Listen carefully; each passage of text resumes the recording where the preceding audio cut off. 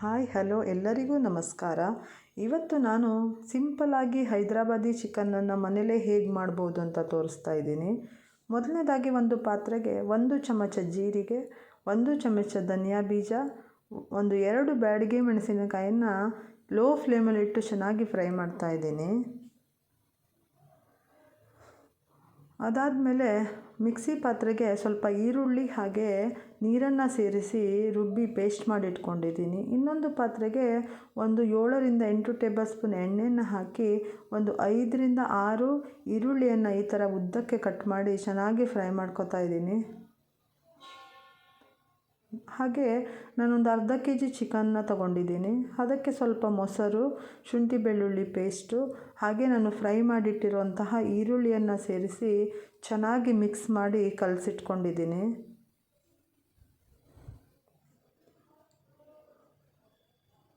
ಅದಾದಮೇಲೆ ಅದೇ ಎಣ್ಣೆಗೆ ನಾನು ಮಾಡಿಟ್ಟಿರುವಂತಹ ಪೇಸ್ಟನ್ನು ಲೋ ಫ್ಲೇಮಲ್ಲಿಟ್ಟು ಫ್ರೈ ಮಾಡ್ತಾಯಿದ್ದೀನಿ. ಚೆನ್ನಾಗಿ ಫ್ರೈ ಆಗಿದೆ. ಅದಾದಮೇಲೆ ಮ್ಯಾರಿನೇಟ್ ಮಾಡಿರುವಂತಹ ಚಿಕನನ್ನು ಕೂಡ ಅದಕ್ಕೆ ಸೇರಿಸ್ತಾ ಇದ್ದೀನಿ. ಹಾಗೆ ರುಚಿಗೆ ತಕ್ಕಷ್ಟು ಉಪ್ಪು, ಸ್ವಲ್ಪ ಅರಿಶಿಣವನ್ನು ಹಾಕಿ ಲೋ ಫ್ಲೇಮಲ್ಲಿಟ್ಟು ಚೆನ್ನಾಗಿ ಬೇಯಿಸಬೇಕು.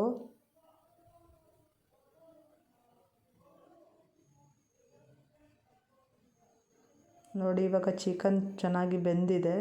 ಹಾಗೆ ನಾನು ಸ್ವಲ್ಪ ನೀರನ್ನು ಕೂಡ ಹಾಕ್ತಾ ಇದ್ದೀನಿ. ನಿಮಗೆ ಕನ್ಸಿಸ್ಟೆನ್ಸಿ ಎಷ್ಟು ಬೇಕೋ ಅಷ್ಟು ನೀರನ್ನು ಹಾಕಿ ಗ್ಯಾಸನ್ನು ಆಫ್ ಮಾಡಿ ಕೊತ್ತಂಬರಿ ಸೊಪ್ಪನ್ನು ಹಾಕ್ತಾಯಿದ್ದೀನಿ. ನೋಡಿ, ಇವಾಗ ರುಚಿಯಾಗಿರುವಂತಹ ಹೈದರಾಬಾದಿ ಚಿಕನ್ ರೆಡಿಯಾಗಿದೆ. ನೀವು ಒಂದು ಸಲ ಟ್ರೈ ಮಾಡಿ ಟೇಸ್ಟ್ ಹೇಗಿದೆ ಅಂತ ಹೇಳಿ.